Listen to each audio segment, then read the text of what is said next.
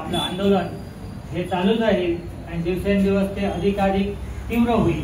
आणि ज्यावेळी सरकार अशा प्रकारचे घातकी निर्णय घेतात त्यावेळी खरं म्हणजे अधिक आमच्या कामाला अधिक गती मिळते आणि अधिक मराठी प्रेमी आपल्या कामामध्ये सहभागी होतात। त्यामुळे स्वस्थ न बसता सतत जोपर्यंत आपलं साध्य अंतिम टप्प्यात येत नाही आणि सरकार जोपर्यंत मराठी राजभाषा झाली कोकणी बरोबर असं जोपर्यंत जाहीर करत नाही तोपर्यंत आपलं हे आंदोलन चालूच राहील। आमची मागणी ही सकारात्मक आहे। आम्ही परत सांगतो की आम्ही कोकणीच्या विरोधात नाही। कोकणी घरामध्ये बोलली जाते परंतु व्यवहारामध्ये मराठीचा उपयोग होतो। मगाशी वक्त्याने सांगितलं की वृत्तपत्र आपल्याकडे 9 मराठी वृत्तपत्र आहेत। त्याशिवाय महाराष्ट्र टाइम्स, लोकसत्तासारखी महाराष्ट्रातली वृत्तपत्र जी आहेत ती इथे मोठ्या प्रमाणात वाचली जातात। त्याशिवाय अलीकडच्या काळामध्ये डिजिटल स्वरूपाची वृत्तपत्र गोव्यामध्ये खूप सुरू झालेली आहेत। अशा प्रकारे जवळजवळ 10 ते 15 वृत्तपत्र ही रोज वाचली जातात। अनेकांचा चहा असतो तो पेपर वाचल्याशिवाय होत नाही, मराठी वृत्तपत्र। तर अशा प्रकारची स्थिती आहे आणि मराठीला खरं म्हणजे राजभाषेचा मुकुट जो आहे तो मराठीच्याच डोक्यावरती पाहिजे। परंतु दुर्दैवानं त्या काळामध्ये काँग्रेस जो निर्णय घेतला म्हणजे मराठीच्या बाजूने किंवा किमान मराठी आणि कोकणी दोन्ही राजभाषा केल्या पाहिजे होत्या, परंतु तसं न करता कोकणीच्या बाजूने गुप्तमाप देऊन कोकणीच राजभाषा केली आणि आमच्या डोळ्यात धूळ फेकण्यासाठी मराठी सहभाषा अशा प्रकारचा एक नवीनच प्रकार जो घटनेमध्ये कुठेही सांगितलेला नाही आणि मराठीला समान दर्जा देणार असं त्या कायद्यामध्ये म्हटलंय। परंतु आपण अनेक वर्ष बघतो की मराठीला कुठेही समान दर्जा दिला जात नाही, मराठीला मान दिला जात नाही, उलट मराठीचा जागोजागी अपमान होतोय।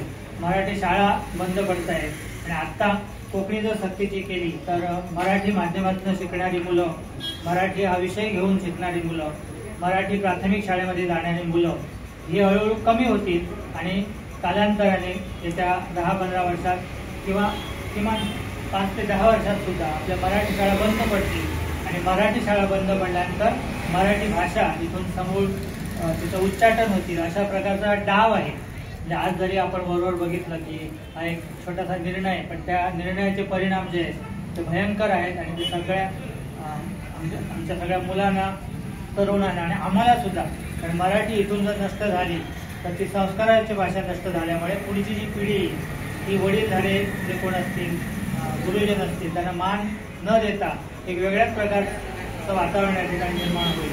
आणि म्हणून आमची अशी मागणी आहे की हा निर्णय जो आहे कोकणी सक्तीचा तो मागे घ्यावा आणि गोव्यामध्ये जे गढूळ वातावरण भाषेच्या प्रश्नावर निर्माण झालेलं आहे मराठी कोकणी, तर मराठीला कोकणी बरोबर राजभाषा करून हे जे वातावरण आहे दूषित झालेलं ते सुधारावं आणि एक चांगलं वातावरण समाजामध्ये निर्माण होईल त्याची दखल सरकारने घ्यावी। आणि खरं म्हणजे शासनाचं एक काम असतं की समाजामध्ये स्वास्थ्य असलं पाहिजे, समाजाचं स्वास्थ्य बिघडता कामा नये, त्याची दक्षता सरकारने घेतली पाहिजे।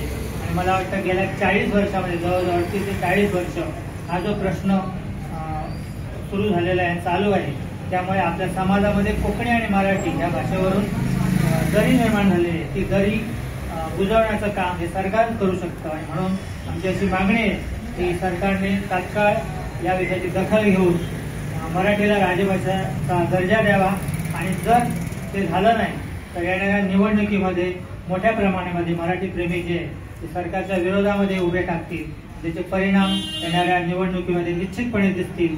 तर तोपर्यंत वाट न बघता लगेच सरकारने आमच्या मागणीची दखल घ्यावी आणि आमची मागणी जी आहे ती 60 ते 70हून अधिक 70 ते 80 लोकांची मागणी आहे, 80% लोकांची। त्यामुळे बहुसंख्यानं जी पाहिजे ती मराठी राजभाषा करावी असं आवाहन आम्ही करतो। आणि या ठिकाणी आपण सगळे आलात आपल्या डोक्यावरती हा जो राजकीय एक वेगळ्याच प्रकारचा डाव घातलेला आहे, तो डाव उधळून लावण्यासाठी आपण सर्व बुजुर्ग मंडळी, खरं म्हणजे आपण सर्वजण या नवीन पिढीला मार्गदर्शक आहात।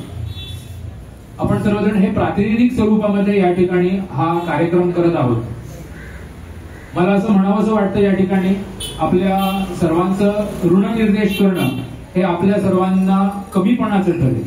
आपल्या सर्वांची जाणीव, या सर्वांची जाणीव आपल्या सर्वांना आहे आणि वयस्कर रिटायर्ड सगळे आपण बुजुर्ग मंडळी ती जाणीव आणि आपल्या संस्कृतीची नाळ व्यवस्थितपणे आपण ती पुढे नेऊ यासाठीचा निर्धार आम्हा सर्वांच्या मध्ये ऊर्जित करण्यासाठी आपण सर्वजण एकत्र जमलो. आपण सर्वजण वटवृक्षाची पूजा करणारे आहोत. वटवृक्षाचं बीज हे खरं म्हणजे अतिशय लहान असतं. एकाच त्या फळामध्ये असंख्य बीज असतात, परंतु काक ज्यावेळी त्याचं प्राशन करतो आणि त्याच्या विष्ठेतनं तो संस्कार होऊन ज्यावेळी ते बीज या धरणी मातीच्या वरती अंकुरतं, त्यावेळी त्या न दिसणाऱ्या एवढ्या बीजाचा एक वटवृक्ष होतो. अशा प्रकारचा निर्धार आपण सर्वजण व्यक्त करण्यासाठी आपण बहुत करून खूप लहान संख्येने असू, परंतु ते बीज रूपी जो सगळं आपल्यामध्ये आहे ते पुन्हा एकदा ऊर्जित व्हावं आणि त्याचा वटवृक्ष होऊन आपल्या सर्वांची जी मायभाषा आहे, संस्कृतीची भाषा आहे, संतांची भाषा आहे, मानव समाजाची भाषा आहे, ती भाषा आपण सर्वजण जपण्यासाठी या ठिकाणी मोठ्या संख्येने जमलात. त्याबद्दल या मराठी राजभाषा निर्धार समिती पेडणेच्या वतीनं आपल्या सर्वांचं मी ऋणनिर्देश करतो. तुम्ही पळयतात गोंयकारपण, गोंयकारांचो गोंयकारा खातीर.